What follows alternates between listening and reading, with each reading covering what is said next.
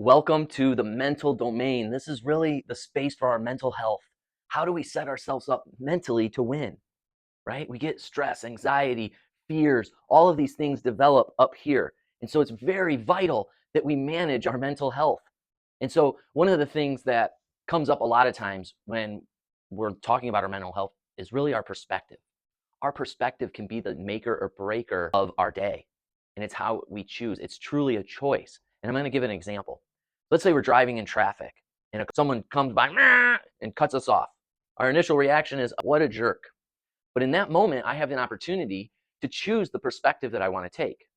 I can take the perspective of the victim of this crazy driver that erratically cut me off, or I can choose the perspective of something is going on in that other car, in that other driver's day in life, that they urgently need to get somewhere.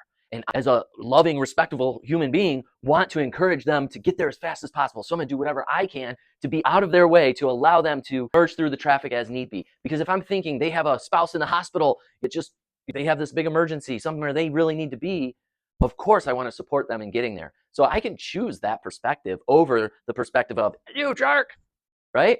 So this is an opportunity. This is a way that we can protect our mental space, that we can choose the perspectives that we want to have so that it best supports how we want to move forward and supports the vision that we want to create in our life.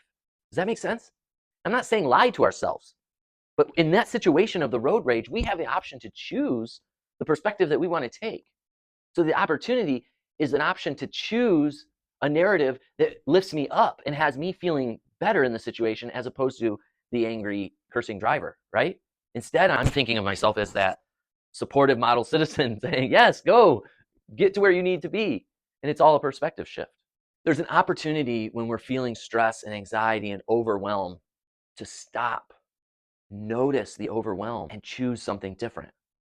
One of the tools that helps us do this is meditation, taking time to allow our mind to quiet so that we can focus on those things that keep coming up, that keep getting louder the quieter we get. And then we can address those. We can notice, hey, there's some things that are in misalignment here that need some of my attention.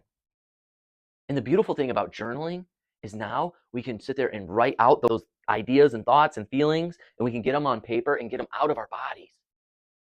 And that really supports our mental health of meditating and journaling, helps support and get that stress and that anxiety out of our body.